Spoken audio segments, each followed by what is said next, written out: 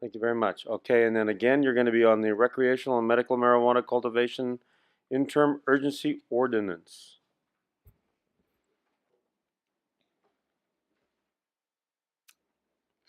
Mayor, members of the council, Arnoldo Rodriguez, Development Services Director again.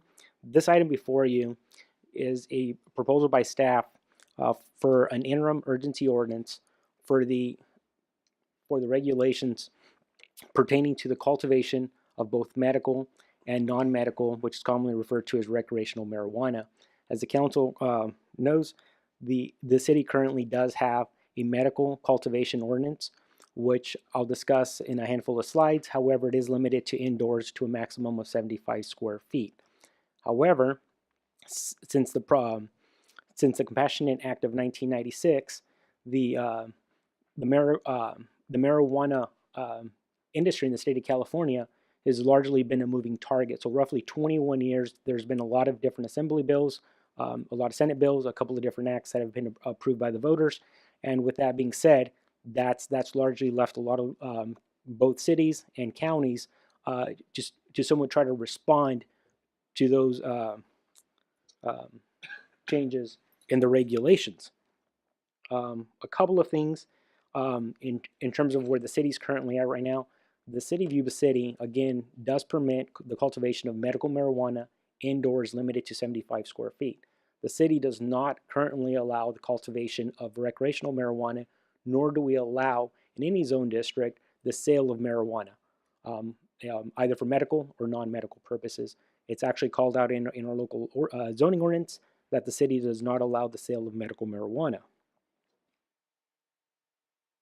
So, just for the benefit of the council and the public, the medical marijuana regulation and safety act was approved in 2015.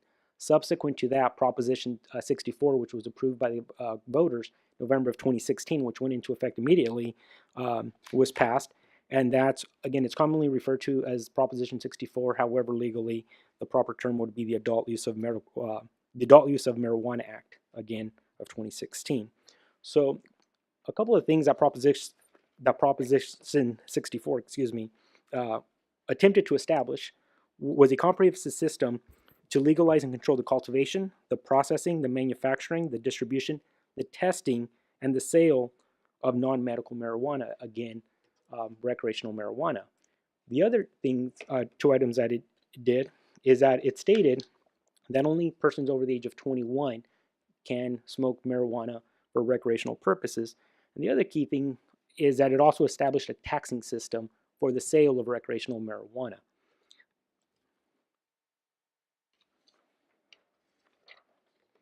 A quick overview in terms of the key differences between the Medical Marijuana Act, again from 2015, and the Adult Use, which is the Recreational Marijuana Act of 2016. And I don't necessarily want to belabor this. However, I just did want to highlight a couple of things, which really the key thing is the personal cultivation, which is the third row down. Under the Medical Marijuana Act, the act itself did not alter local jurisdictions' ability to regulate the cultivation of marijuana. Therefore, the city could adopt a local ordinance to state that the cultivation of recreational marijuana is prohibited, and that's our current code. However, with the passage of Proposition 64, that actually stripped away the locals' control of the cultivation of marijuana, and what that stated is that a local jurisdiction has to allow the cultivation of marijuana for recreational purposes. However, there's a nuance there, and I italicized it intentionally. It states local governments may reasonably regulate but may not ban indoor cultivation for personal use. And again, italics were simply added for emphasis. The term reasonable under Proposition 64 is currently not defined. I've spoken to a handful of colleagues of mine. We've reached out to a handful of attorneys. We've watched a handful of webinars placed by the League of California Cities. We've heard a lot of discussion about this. The term reasonable, again, has not been defined. The overall consensus is that eventually the court system will probably define what the term reasonable is. So currently, right now, in terms of our ordinance, we feel that the ordinance that we're proposing this evening is consistent with Proposition 64, knowing that it could potentially change based on some court case. However, there is no litigation, to my understanding at this point, either challenging or attempting to establish what that reasonableness is currently.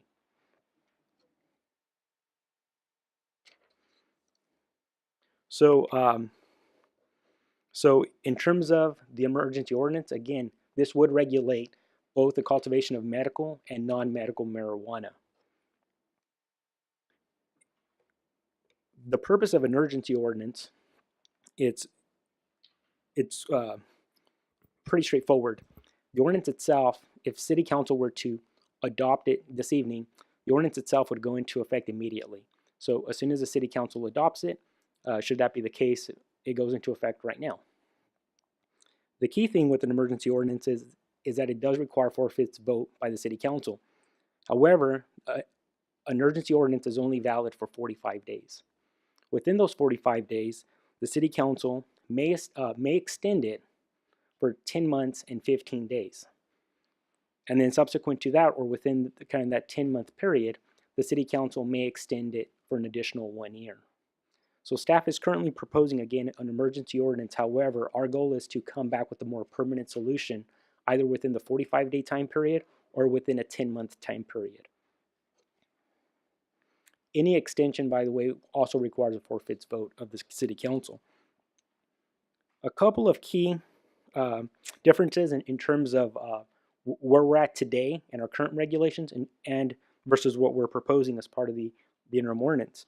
The residency requirements, currently the code stipulates that the primary a person that has that's currently cultivating marijuana for medical purposes does have to reside on the property.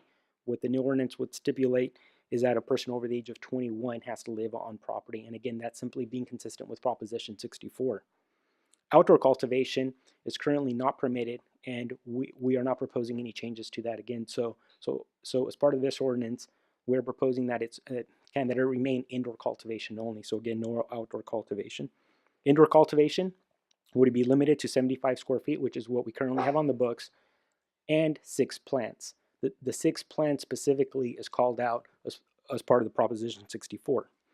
And another nuance here, it's the last bullet point, proximity to sensitive uses. Currently, our local code states that there be buffers from sensitive uses, primarily schools, daycare centers, and I think religious institutions, if I recall. Under Proposition 64, a local jurisdiction cannot add distance requirements. Probably under a worst case scenario, hypothetically, a property owner could have indoor cultivation and that property be adjacent to a school.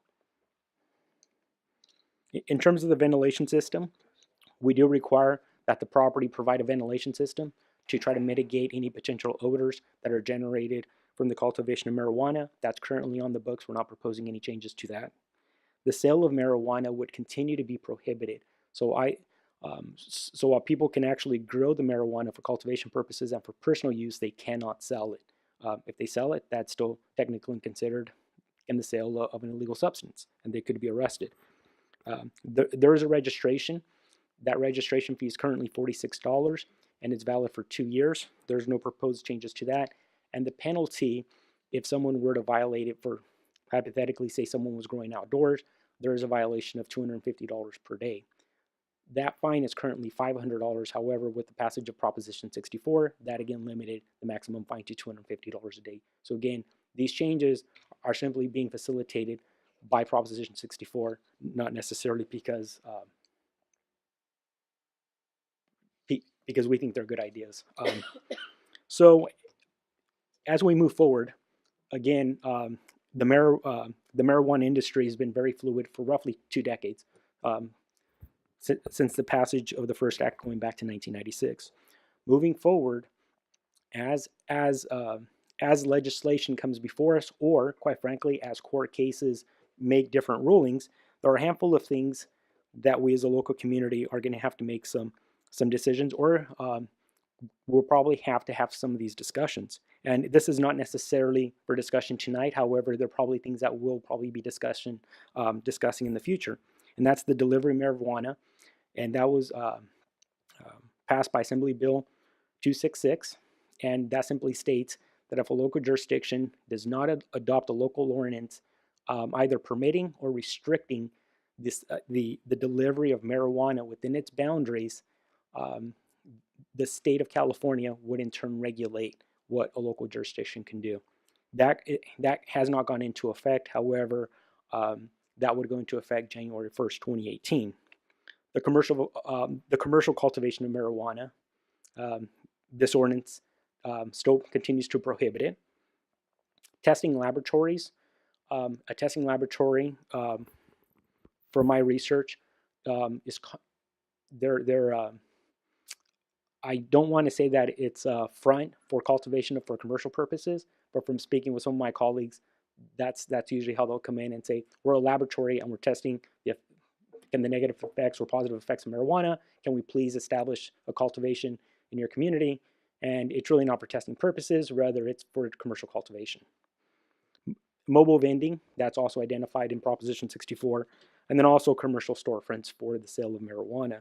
So again, while these items on the overhead are not before the council for consideration this evening, at some point these are items that staff would like to have,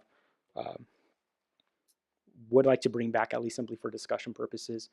The one that's probably the most pressing here, obviously, being the delivery of marijuana because of Assembly Bill 266. So with that being said, this project is exempt from CEQA purposes, so therefore it is not subject to CEQA. And with that being said, staff is recommending that the City Council adopt the interim urgency ordinance enacting the development provisions for development or for recreational and medical marijuana cultivation. Again, it would go into effect immediately and it would be valid for 45 days. Within that 45-day time period, staff would either be returning to the City Council with a permanent solution, or we would be returning to extend the existing ordinance that's before the council this evening for, again, 10 months and 15 days. And that concludes staff's presentation. Thank you, Arnaldo. Are there any comments or questions for Arnaldo from the council? Through the mayor. Yes, Yuba. I know these are state regulations that are coming down, and we're trying to do this in the best interest of the community. I have huge concerns with the sensitive areas. Is there any way that in our ordinance we can up that ante? Because you know, we're going from the 700 feet minimal from schools and 350 feet from to no requirements whatsoever. That just doesn't fly very well. So that's an excellent point. Roughly 10 days ago, I happened to be on a webinar hosted by the League of California Cities, and I asked their legal counsel a very pointed question, and that was my question. Is there any avenue for local jurisdictions to, via its police powers, to attempt to regulate sensitive uses? And their response was no. And then I obviously said, well, the term reasonable is not defined. And their legal counsel advised that a local jurisdiction can try it, but at the end of the day, quite frankly, the court systems are probably going to determine what's reasonable and what's not. They advised against it. So currently, from my understanding, it's that local jurisdictions cannot regulate and distance requirements like we currently have in our local code. And how about the penalty as well? Same thing. Same thing. Can't up the ante or anything. Correct. Have we consulted with our own council? Oh, Councilwoman Duvall, excuse me. Yeah, I've looked at the language of Proposition 64, and like Arnaldo said, it allows cities and counties to reasonably regulate the cultivation. But then the actual language, which was adopted by the voters, goes on to say, however, the city or county may not, and I'll have the language right here, may not completely prohibit the cultivation. So my opinion is, which is in accordance with, I think, all the city attorneys that I've talked to, we all agree that Proposition 64 does not allow us to have those distance barriers because it specifically says we cannot prohibit the cultivation. So if somebody lives close to a park or a school or a child care center, that would be invited, and we had a distance barrier, that would violate the provisions of Proposition 64. That's just our opinion. it's not going to be confirmed unless it's challenged in court. But in my opinion, that's pretty clear. The language speaks for itself. It would be in conflict with the Proposition 64 if we did that. But reasonable is not defined yet. Reasonable is not defined, but the Proposition 64 goes on to say, even though you can reasonably regulate, it specifically says you may not completely prohibit the cultivation. So we can regulate it, which we do, but we can't completely prohibit it. And if we had distance barriers, we would be prohibiting that activity within that distance barrier. I get what you're saying. I just have a hard time with, I understand under the urgency ordinance, but it's something to take into consideration for future, because previously, just with the medical, we had the requirement to have that there. And now all of a sudden it's recreational under this approval for both medical and recreational, and now we don't have those type of requirements. Because The of argument- Proposition 64, Right. the language of Proposition 64, which was adopted by the voters, is very, very clear. Right, and I get that. I get that. I think as a city, it's something that maybe in our future discussions of how we can work with that. Because it's, as a community, to see that this would be close to our schools and our childcare and so forth, you know. I understand. I understand your concern, future and discussions, I share the same concern. But the language of Proposition 64 seems very, very clear that we're not allowed to do that. Now, if a court of law disagreed with that opinion, then we'd be free to proceed. But my opinion, that, like I said, other attorneys agree with me that we're no longer allowed to do that under Proposition 64. I get that. That's fine. Councilmember Cardoza? No. Nothing? Okay. To the mayor. Council Buckland? So just for clarification, on rental properties, Mhm. there would still be the requirement that the owner of that property would have to give permission for cultivation? Yes. Okay. I just want to make sure that we weren't excluding the owners of rental properties at all through this. Anybody else? Saying no more comments, I am going to, because there are representatives of the community out there that I know are interested in this. They have not expressed anything, but is there anything from the community that would like to speak? You have to go up. If you're going to speak, you have to go up to the podium and say your name. Thank you.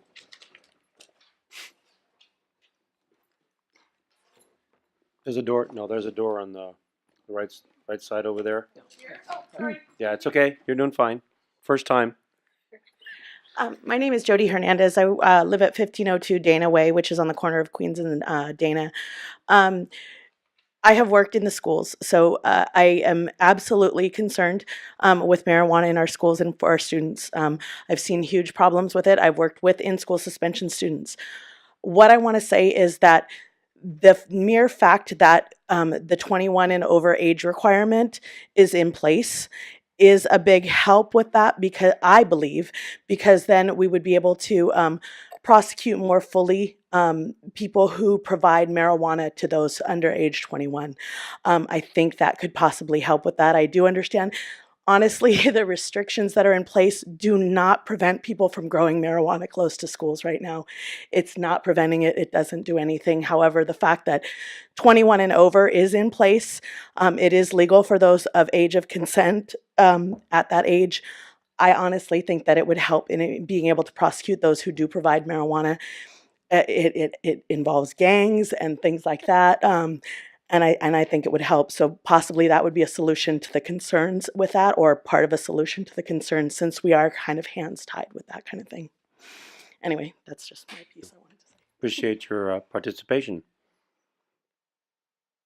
Seeing nobody else, I bring it back to the council for more discussion or looking for action. Through the mayor, if I may. Yes. Councilman Harris. Arnaldo, by listening to you in this, it seems to me that marijuana is here whether we like it or not. And what you've put together here, and you did a very good job overlaying the two, by the way. And thank you for that. It makes it very clear and helpful. Thank you. this is the most restrictive we can be and still be in compliance with 64. It sounds to me. Is that true? In your opinion? That's my understanding, correct? It sounds like it to me too. yeah. There's really nothing more we can do to tighten it up on it. Yes. So with that being said, though, I think while it's currently an interim ordinance, I think if there happens to be any cases that happen to go through the legal system, staff would come back immediately to the city council based on those. So in this document, I would say that we largely have to treat it as a living document, very comparable to how the local jurisdiction or to the various assembly bills and senate bills that are going through and the different acts. So I think if we treat it as a living document, while today we may not be able to regulate it, if there happens to be a court case that makes it more restrictive, staff would can be back before the city council for that consideration as well. Thank you. Okay, looking for an action? Move to approve. I'll second. Wow, they jumped. Seeing a first and second, all in favor? Aye. Opposed? Unanimous vote on this too. Thank you very much. Very good discussion. And we will be living with this for a while.